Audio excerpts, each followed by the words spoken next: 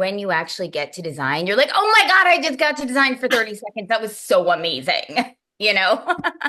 Because so Because much of it's, it is management and yeah, budget management and people management and logistics, you know? yeah. I think that's one of the misunderstood things of people that aren't in costume design. They either think, oh, the costumes just magically appeared on these people and they didn't have to do anything about it, Mhm. or they're over there designing their little heart out and they've got any Totally. other things to do. Shopping and having lunch. Yeah, right, right. Today's costume designer has designed costumes for, and this is just a snippet of her work, the seventh season of American Horror Story, Fast and Furious Presents Hobbs and Shaw, Bullet Train, Netflix's series Griselda, The Fall Guy. Also, her work can currently be seen on Hulu's Paradise series, which was just picked up for its second season recently. She is a two-time CDGA and Emmy-nominated costume designer. Welcome to the show, Sarah Evelyn. Hey, Thank you so much. I'm so happy to be here. Thank you. I'm really glad you're here too. Okay, Sarah, do you mind taking us back to what were you like as a kid? And if it looks like I'm crying, it's my allergies. It's not that the story was so It's emotional. not your story. Okay. I don't know. I mean, Maybe it will be your story. yeah, totally. I'm like, well, no. I I grew up in like this neighborhood called Hyde Park in Chicago, and it was basically the neighborhood of the University of Chicago. So like my parents were professors and I was like around a lot of I went like kind of everyone in the neighborhood was really involved in the university in some way. You just kind of felt this like intellectual soup all around you. So I think that definitely I was very encouraged to like delve deep into whatever and become an expert in whatever.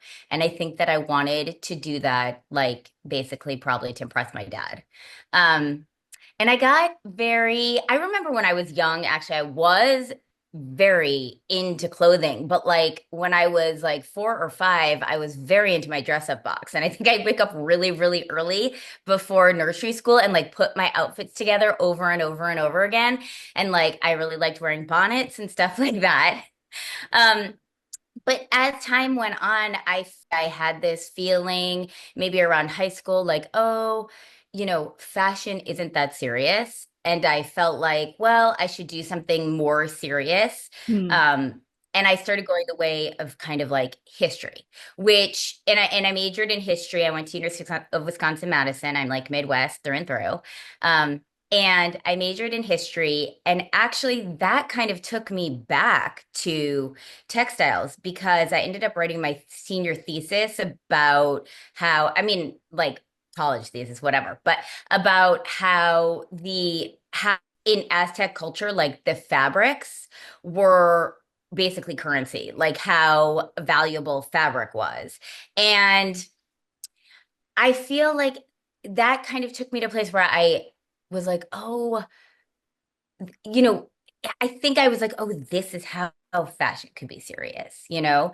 And I ended up going to grad school for art conservation. I was like, I'll do textile conservation. And I worked for a little bit at St. John the Divine, conserving tapestries, among other things. That was like this really, really amazing experience. Actually, material science, really. That's kind of what conservation is. Yeah. But at some point in my young life, I was like, no, this is a terrible idea. I'm going to go do something else. And I took a major left turn and I went to like a broadband company before there even was high speed internet, when this idea was like, and you couldn't sell it because there wasn't even enough cable in the United States. And I ended up starting to do broadband sales. So that took me on this other trajectory where then I moved to LA. I was in New York doing broadband sales. I moved to LA. I started doing radio sales and then eventually made my way back to fashion. It's like I just really haven't been able to avoid it. Every time I try and be like, oh, I should do something else. I should do something that's going to make more money. I should do something that's more serious. I always find my way back. So at like the ripe old age of 37, I decided to try and become a costume designer. And my first job, well, not even job, my first internship when you could have internships was this Greg Araki movie, which ended up being all night shoots, and I like had a small baby at home. And here I am. Somehow I was like, this is great. I love it. Oh my goodness. You have done so much in such a short amount of time then to really put like I jump mean, I hope, I it mean, in at I 37. hope so. I for sure think that having all that other life experience really helped. I Mhm. don't know if I could have even done this job as a young person. It's like so overstimulating. Like, oh my God, cute boys on set and famous people and demands and clothing and money and blah. I Yeah. think that like having management and understanding budgets and understanding sales actually really did help in some ways. Yeah, that's interesting. I teach college students, and there's a lot of parents, and nothing, I'm not throwing any parents under the bus by this, but there's a lot Yes, of parents totally. that are like, yeah, you can major in that, Hmm. but you also need to major in this other thing. Hmm. And it'll be, Hmm. like, Hmm. medical or whatever, Hmm. something else.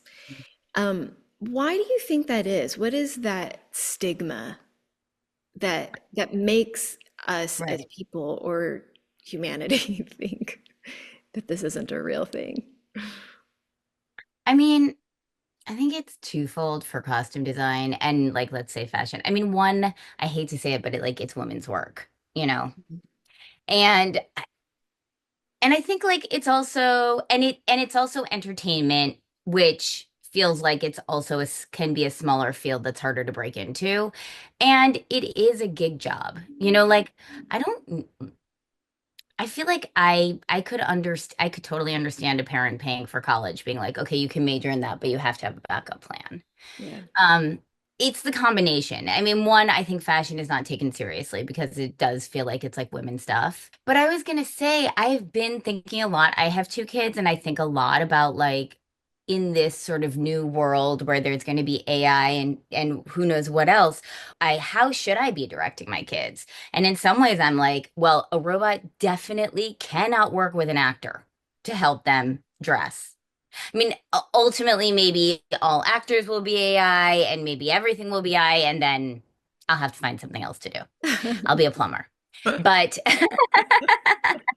I do in some ways feel like it's the service jobs that actually feel more stable than something like medical right Yeah. now. Yeah. But I agree. yeah, like I think it's one, you don't just, let's say, go to a law firm and have a job for life, which I don't actually really think happens so much anymore. I mean, I do think in a lot of ways the whole world is some form of gig economy. You know, like if Mhm. you're at a law firm and you want to get a raise, you probably need to go another law firm. Like that's sort of the way it goes. We don't have those jobs anymore. That's like you settle in and someone invests in you and you're there forever.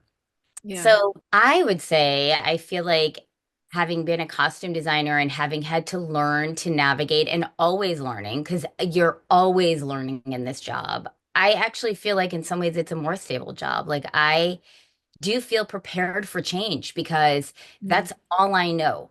Every single job I have, you're like, this has never happened on any of my jobs before, you know? Yeah. Everything's changed. They're changing the schedule. The director has a idea he wants to change on the morning. The actor came in and doesn't like their costume anymore, like whatever it is. So I don't know. I get the idea like, oh, you have to major in something more stable. Like I understand that idea as a parent that's paying for college, but maybe like being able to deal with instability is actually the key. Yeah. Oh, that's good. That is really good advice.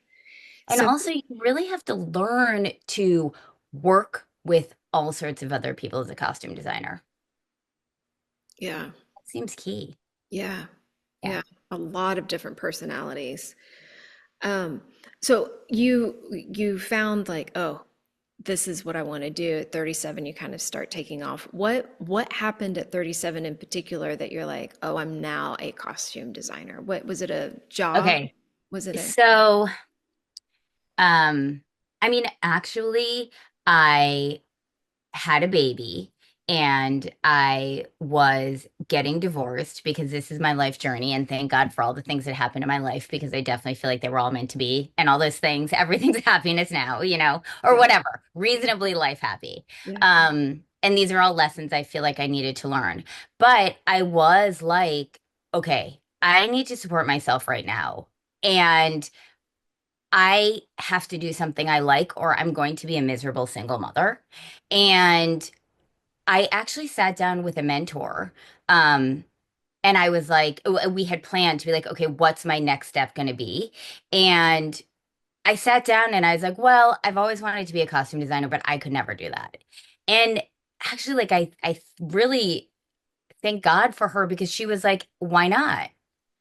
And Wow. I was like, well, I wouldn't make enough money. And she's like, well, how much money do you need to make? And we kind of did the calculation. And I feel like this was the first time anyone showed me, we have these things to your point that we're like, oh, I want to do that, but I never could.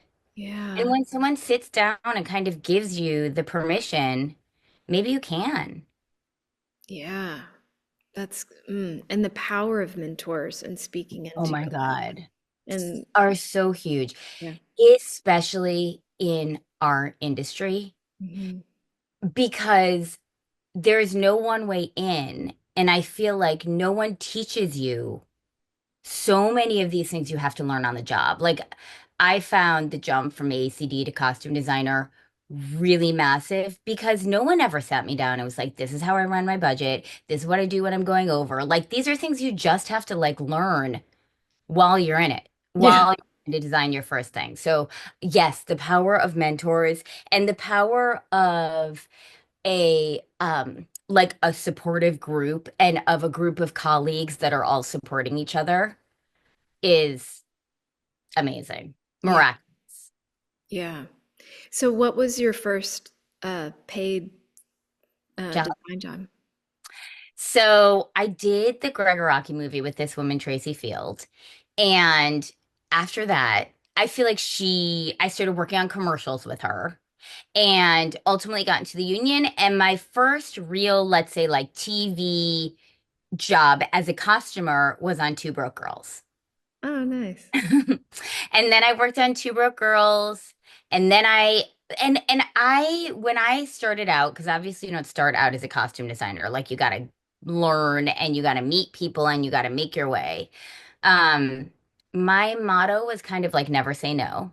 Mm, Just always say yes to every opportunity because you never know who you're going to meet. You never know what it's going to lead to. You never know what you're going to learn. Like even the hardest jobs, the worst jobs, all that stuff, they teach you really important things. Actually, I feel like it's the hardest jobs that teach you the most. mm, Um, so yeah, mm, then I worked on Two Broke Girls, then I worked on just these are like the bigger things, like there would be commercials in between and small jobs in between. Um, but like then I kind of worked on Ray Donovan. That was my first shopping job, under Christopher Lawrence, and that was a really great education. I shopped with this other woman, Michi Tomimatsu, who, like, both those guys really became mentors in a lot of way to me. And I really kind of developed this network of people that I could text and be like, where do I find this? Or I'm having this issue, or, I'm struggling here, or I had a hard day. And then after Ray Donovan, where'd I go? Oh, after Ray Donovan, then I got pregnant. And then I was like, oh, I feel like I have to go out on my own, which was like I mean, that was like really too quick, but I kind of felt like as an assistant, I was so dedicated. I would never let the designer go home before me. And I just kind of felt like I need to manage my own schedule with a baby, which you definitely can have kids and do this job. And if you want kids, I for sure suggest you make your time to like have them and have your life and have all the things you want. I'm just saying some people feel like you can't have a family and do this, and I feel yeah. like we need to support each other in doing that. Yeah, that's crazy. If that's what one desires. Sure. Um, so Ray Donovan, and then I kind of started going out on then I worked with Trish Somerville on Video Syncrasy, and that Mm, was like a really formative relationship for me. Trish is like, she's really generous. She's really creative. She's the kind of person that makes you feel like you can do this. Like, why can't you do this? Like she's encouraging like that. Yeah, Trish has like definitely been someone that I consider a mentor, and I feel really lucky about that. So then I did Video Syncrasy, and then I started doing small jobs on my own, which started out as commercials. And then because it's like always say yes was my motto. I was doing this one commercial. I just happened to be doing this commercial actually. And I got a call from my friend who was like, she's like, there's a male director that just needs some help putting together like a red carpet outfit. And in my head, I'm like, I don't really do that. And I don't really know if I want to do that. But you know what? Never say no. Like, I'm getting this call. Let me do it. And that person ended up being David Leach. And I met David Leach and Kelly McCormick and loved them. And I remember thinking, gosh, I hope like in 10 years they remember me and call me for something. And then the next day, Kelly called me and she was like, would you ever want to like maybe think about, interviewing for Hobbs and Shaw? Oh my goodness. And that like started another like really, I think, fortunate relationship for me with like Kelly and David. Yes, because you have done so many films for David Yeah. Leach, and I was actually going to ask you how you that relationship started, and there you go. I Yeah. never imagined it would be that cool of a story. Yeah, yeah, yeah, yeah. Most or all of his films are heavily stunt because he was a stunt double. Mhm. Mhm. Yeah. Back in the day, he was a stunt He double. was a stunt. He came. David Leach has an amazing story. I digress a little, but Go he for was it. like a school teacher and he came to LA and was like, he had done like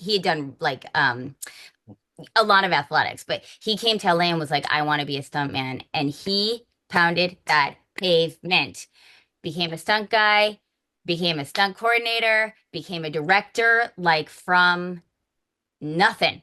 He Wow, is so inspiring. That is a big inspiration of mine. that is awesome. Yeah. Okay. Um, I hope he makes a film about himself, which I realize kind of Fall Guy, like is a Yeah. like, It is. I it's know like it's not it is. his life, but it's like Yeah. an homage or whatever I to know. I really want him to make a musical stunt movie about David Leach that then wins an Oscar. yes, yes. Keep throwing it out there. Yeah, Um, totally. just to catch, if any of our listeners don't know a little bit about his resume, other than what you just said, he directed Deadpool 2, he created the John Wick franchise, he was a stunt double for Brad Pitt and Matt Damon on several projects. So, since you've worked on several projects with him, and a lot of them are stunts, for you, what how's the process different for a film heavy in stunts versus one that is not? Well, you always have to manage the multiples. I mean, I think it's like the multiples is the biggest constraint on design. David really cares about aesthetics, and David's whole team really cares about costumes. So while multiples is my constraint, right? That's the thing that's like, I can't use that because there's only one of them. Mm. Because there's so much support from David to have the best looking movie and the best looking character. Actually, I've really learned how to make multiples out of one. So there are lots of tricks to, a lot of times right now, I really like shopping secondhand. I think, right now in the shopping cycle, a lot of the stuff looks the same. And a lot of times secondhand has some like delicious use on it. And just, you really need to, I really feel like with some characters, you've got to get it in the room because even just a rack of brand new stuff that hasn't been washed, it just feels hard to even see where the character is. You Mm. know, I would say my superpower is choosing one of one, and then you have to figure out how to make it because it's for the multiples. Because basically, almost anything can be doubled. You just got to get in your workroom, got to have a great made to order person, you got to have a great cutter fitter, you got to have a great dyer or a great fabric printer, and you can totally make a multiple.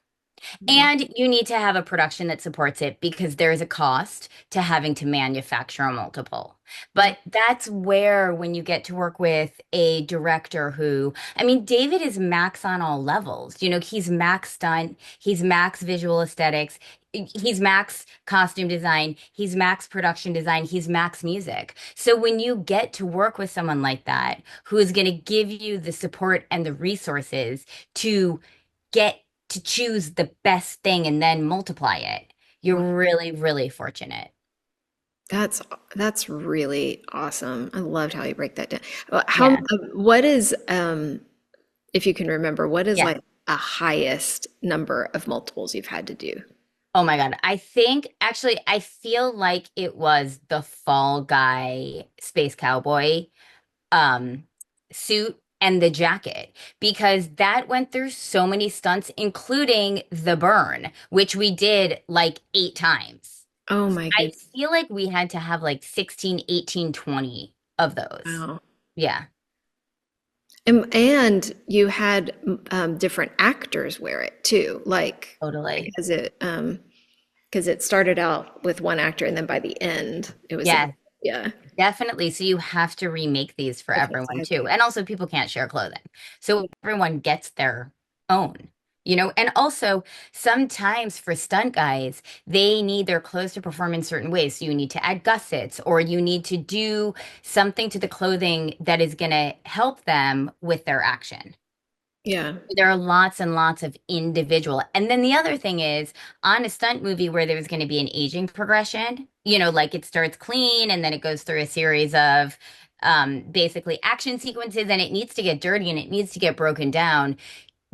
You don't film that in chronological order. So a lot of times you need to like have a set of dirty ones, have a set of clean ones, have a set of mid dirty ones, have a set of ones with a hole in the arm but not the hole in the leg, because Yeah. only the arm thing happened. Wow. Yeah. That's a lot of continuity to follow too. Yes. Did you do the aliens for Fall Guy as well, or did they put that Yeah. in a prosthetic? Oh, you did. Oh, no, no, no. I didn't do the You did. prosthetic aliens. But you Uh, got to design them though? I actually didn't design the prosthetic aliens. Okay. Our Okay. production designer designed them, which Okay. happen that kind of happens a lot in movies where there's an overlap between production designer and costume design when it comes to creatures, and then also getting the VFX house involved. Yeah. Yeah.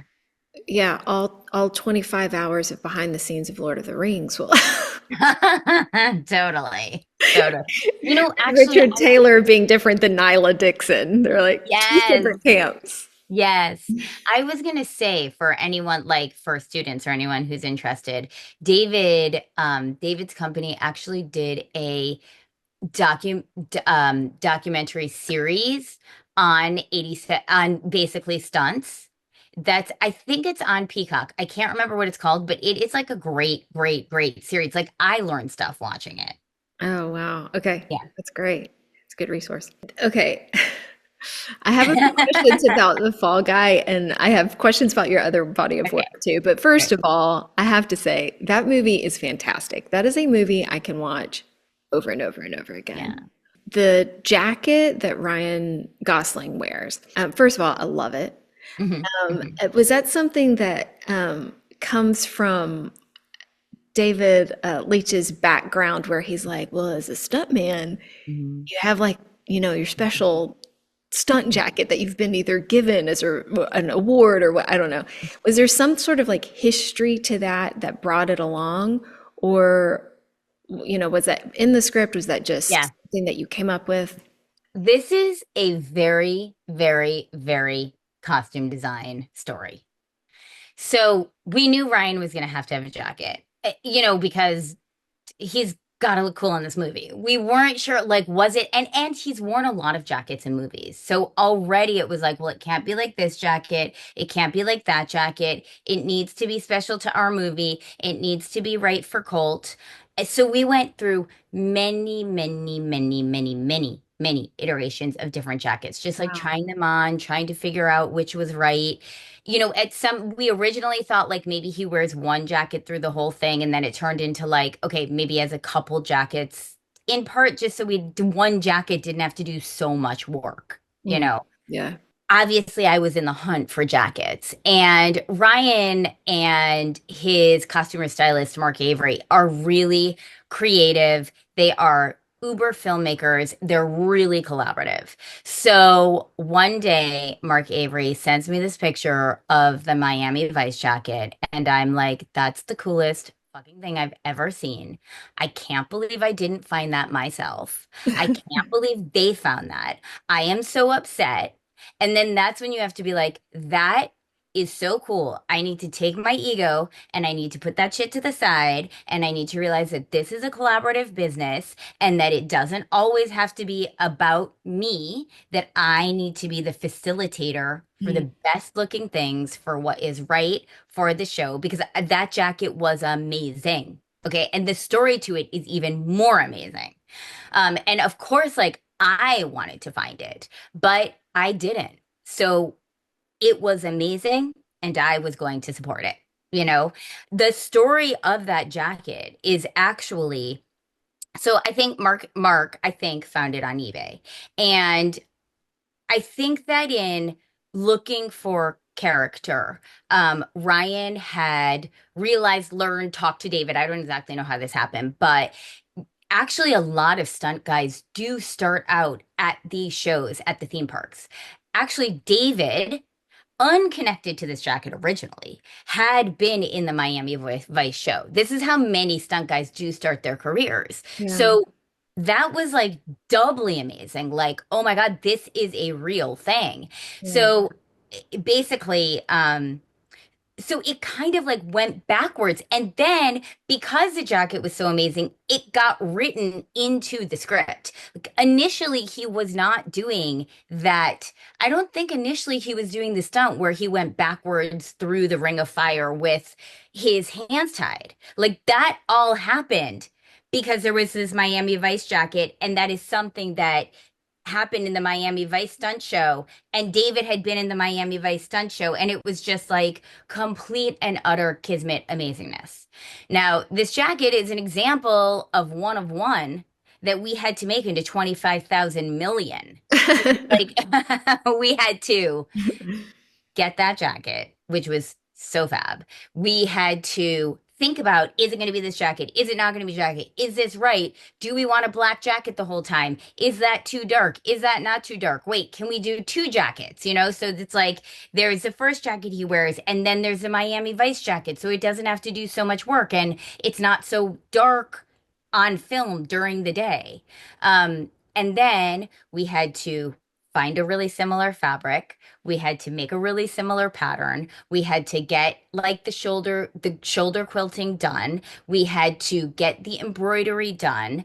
Very, very similarly, but also decide exactly what it was going to say. We had to get it cleared, which took so long. Like there were moments where we were filming and it hadn't even been cleared. And you have to stay on it with your clearance department. And when your clearance department is starting to tell you no, you got to go to your producer.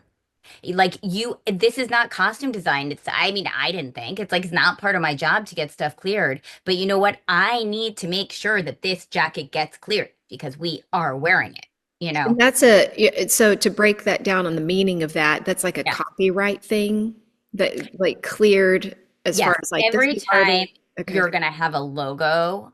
This is for costume design because it's different things for production design. Yeah. Like obviously every time you're gonna have a song, but we don't do songs. Every time you're gonna have a logo, a lot of times when you're gonna have a pattern, a lot of times when you're gonna have a graphic, you have to call your clearance department and you have to get it cleared. And you need to, you know, it can, depending who you're working with, because different studios have really different clearance policies. Like some people are like anything is fine and some people are like you cannot have that flower design on that shirt. But you also need to be thinking about this before the fitting because you don't want to put a shirt on an actor. Have an actor love it. Try and get it cleared and be like it didn't clear. Wow. You know? That's what I mean when I say clearance. It's about getting permission to use this graphic, this logo, this design. Wow. That's Yeah. a lot. So Yeah. glad I asked about that jacket. It's a lot. Like That's a actually, lot. even on um Bullet Train, we had to where we made these conductor outfits that had four stripes, like four stripes across right here. That was a really, really long clearance process because of Adidas. Really? Mm. Oh my goodness. So that's a whole other job somebody can have on set is just working for the clearance department.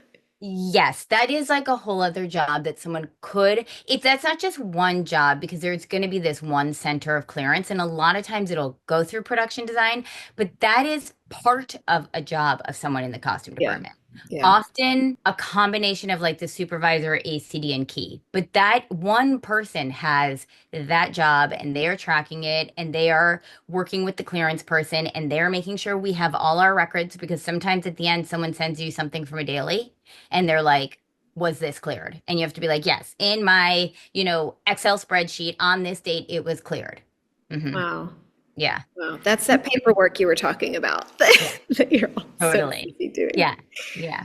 That's the story of the Miami Vice jacket. Also, oh, one I more thing I love have to it. do. We also had to figure out how to get the cuff knit, so we had to make that one jacket probably 25 times over. So many times. Yeah. I did pick up on that being Miami Vice, that whole stunt thing. I was like, this is one of those movies you can watch and go, oh my Yeah. gosh, that's a call out to this, and that's a Yeah. Totally. like a love. It's a Totally. love song to stuntmen. It is. And filmmakers, I think. Yeah. Yeah, yeah. Were any of the characters' looks in The Fall Guy based on real people? Like, like I for always, instance, like Hannah Waddingham's, like her look, was she based on yes. a real producer? I mean, actually, Hannah Waddingham was cast last minute and, very, very late, which just Uh-huh. happens all the Okay. time. Yeah, right, Like right. all the time, you will get your cast last minute. So the better you can be at figuring it out last minute, which is very hard, the better your design is going to be. So Hannah came and she's a very like specific thing. She has a very specific look and we really had to make her character great. And we did our first fitting and we were like struggling. And actually the beginning of the inspiration for Hannah was Kelly McCormick, who doesn't really dress like exactly like Hannah because every character in this movie is kind of like over over over. Right. But it started with Kelly being like, what if we took like a jean shirt and we put it under a blazer? And it's like that was just the beginning of the inception of this woman who would always wear a cool blazer with a more casual shirt under it, with a great pant and a cool pair of kicks. Yeah, Nice. I like yeah. that. I like finding out how, like, where inspiration comes from, 'cause it's, I mean, because it comes from anywhere. And you yes. know what? I feel like as a designer, I'm like, who's got it? Let's go. I'm exhausted. Like you can't come up with all the inspiration all the time, Yeah. which is hard. Yeah. It's really the ego does like get involved, and all the time I need to be like, ego, sit down. You are not helping Sarah or the film. You Yeah. know, this is a collaborative process. Creativity is collaborative. And the more you can be open to this inspiration wherever it comes from, maybe it's your PA, maybe it's your crafty person, maybe it's your producer, maybe it's the actor. Like Uh-huh. being open to it and realizing when it's a good idea. Yeah. And then like I feel like a lot of times I am like, Sarah, you're an editor. You're like, well, Mhm. I'm not like Anna Wintour, but like, like you're the editor of like a magazine and people are coming with ideas. And it's your job to help edit these ideas and then help bring them to life.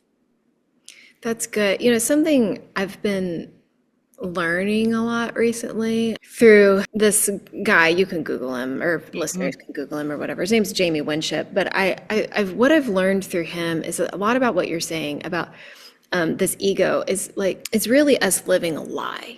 And that lie is like self promotion, self protection. I'm not enough. I'm not enough. And so you Yeah. feel like this ego to try to prove to people, no, I'm enough. I'm enough. But Yeah. really you think, I don't think I'm enough.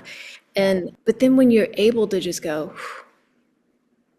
like you're saying, ego, Yeah. take a seat. You're not welcome here.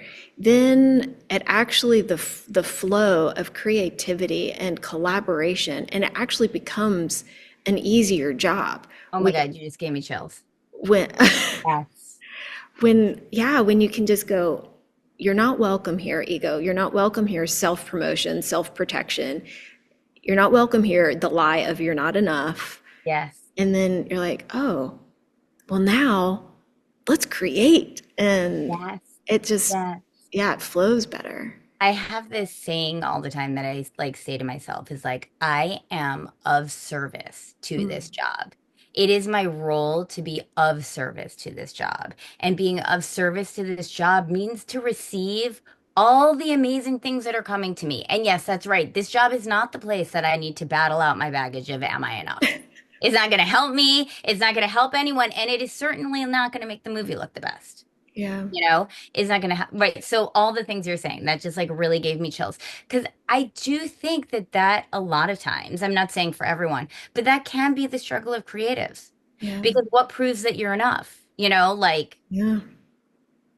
I think, There has to be, and I know there already is because you've dabbled in, you've referenced this already a little bit. Would you tell us a time when you were headed in a direction with your designs and you had to make a solid pivot?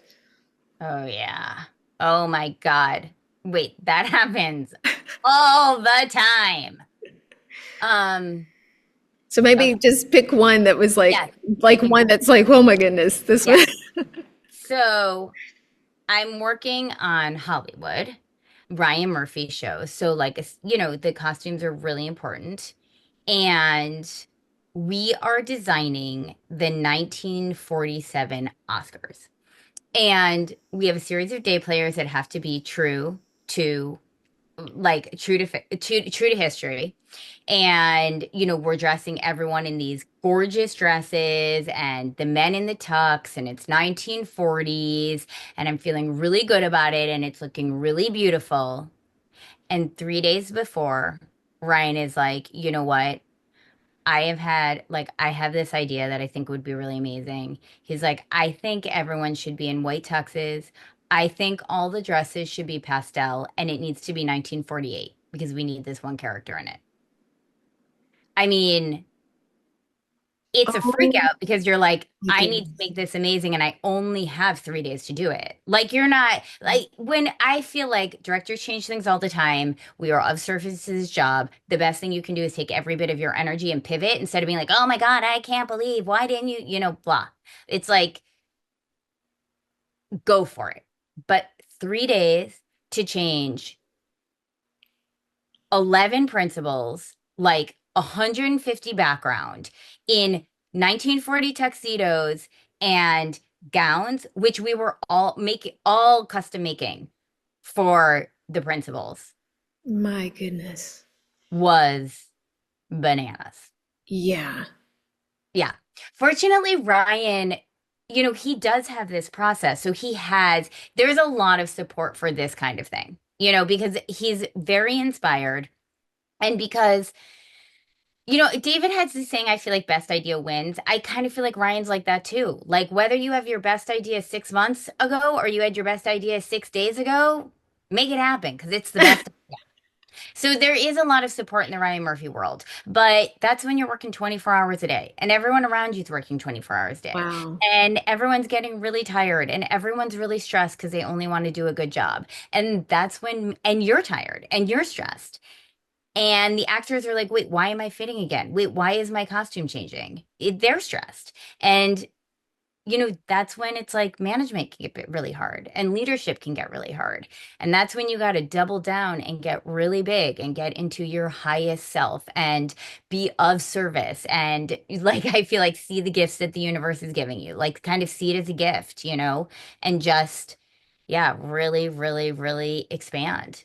How do you keep morale up in your shop when something like that happens?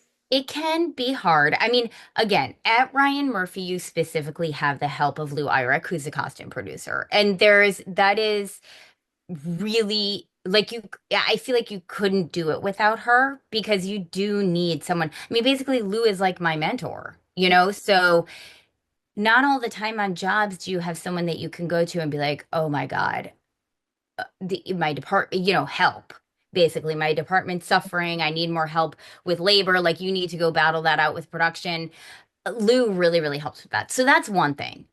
But it's hard to keep morale up. And one thing you have to do is you really have to care about the people working for you, even if you don't feel like it. Even if you're tired and you're like, come on, let's just get this done. Please just use your energy to do it. Like, you have to care and you have to see when someone is too tired and really needs to go home because they just can't be their highest self. Mhm. And no matter how hard it is for me, and no matter how hard I'm trying, and no matter how much I need an atta girl, and no matter how much I need someone to tell me thank you, I need to put that aside and I need to tell people thank you and I need to give them an atta girl and I need to tell them what a great job they're doing and I need to recognize them and I need to see them. I Yeah. really think that's it because you're not doing it with money in this field, you Yeah. Yeah. know? So you really and what one thing I've learned that like you don't learn as an assistant costume designer, you only learn this when you get into this position, is that nothing is more important than this kind of management, Mm. than constantly growing this relationship with your team. Because also, you can't just become a good leader when times are tough. Like you have to plant those seeds. You need to plant those seeds of trust. When I was younger, like mistakes I made was I was like, oh, I need to design. I can't really like focus on that drama in the department because I'm generally not dramatic. So I'm like, oh, that drama's over there. Someone else needs to deal with that.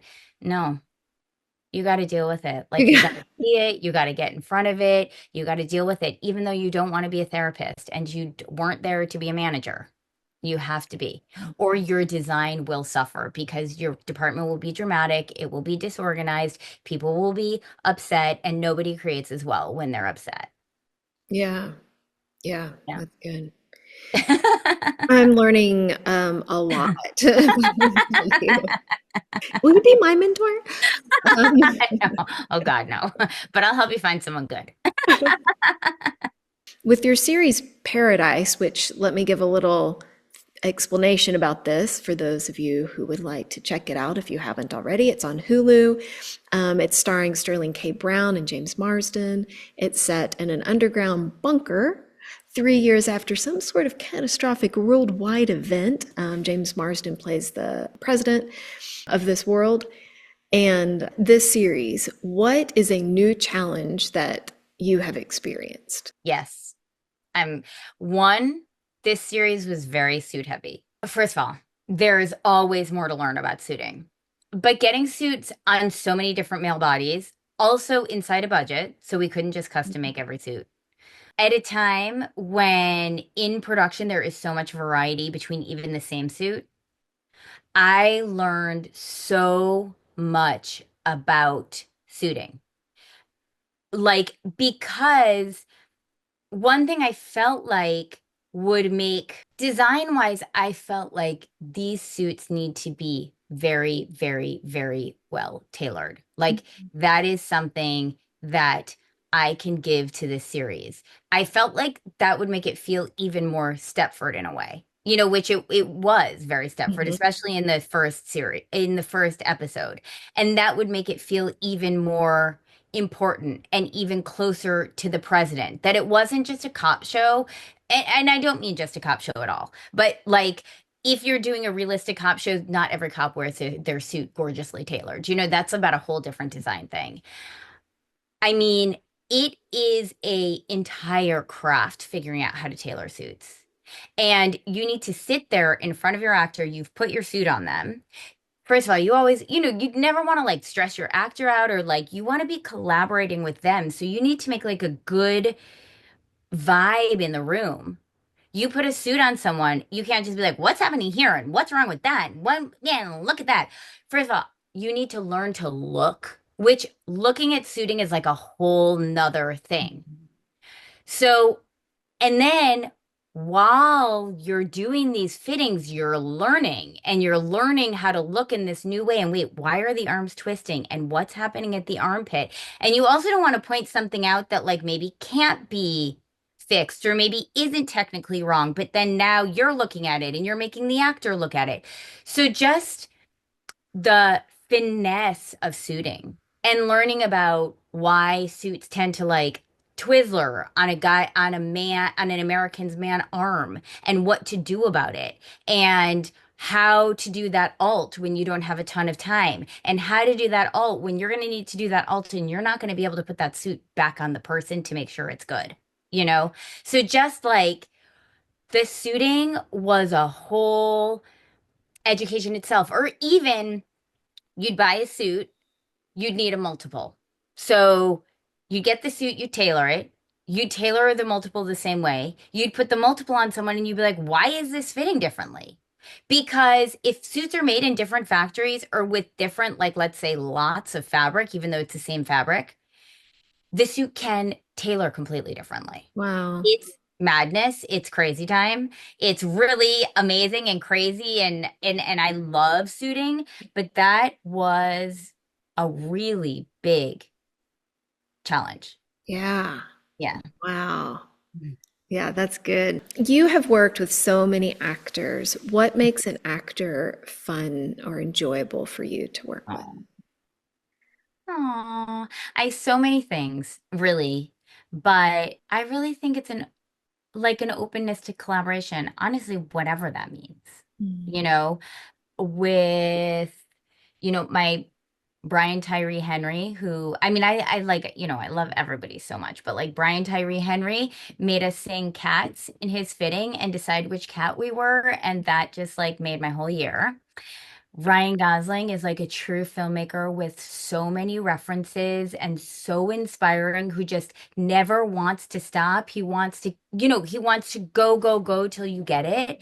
That's so amazing. That was like a favorite experience. And I mean, I could go through many people like this. Emily was amazing. Like there are so many people that I just feel like have been really special collaborators. So it's like the willingness to collaborate, the willingness to let me in whatever way that is. I mean, some people collaborate by kind of like sitting there and letting me do my job, and fuss over them and then looking at the end and being like, okay, I get it. There are all sorts of different ways, but like, I think it's like, I love the most when people will commit to that with me, you know? Yeah, yeah, that's good. Yeah. Now, I have heard over a dozen in this conversation, but I Hmm. want you to pick one about yourself in particular that you really Okay. like. What is Okay. a skill Mm. that you have that makes you uniquely you for your design work, for being hired? Mm. Okay. And it can be interpersonal or design related. Yes. I will die before failing. I Yeah. feel like it is my job to make it look the best it possibly can. How do you rest and how often do you try to do that? I don't. Um, like I feel like sometimes you can't really rest. Or reset if you'd Would rather look at it. Oh, I mean, really what I try and do is when I have an opportunity to reset, Mm. I take it. I sleep. Really. I sleep a lot and I have alone time.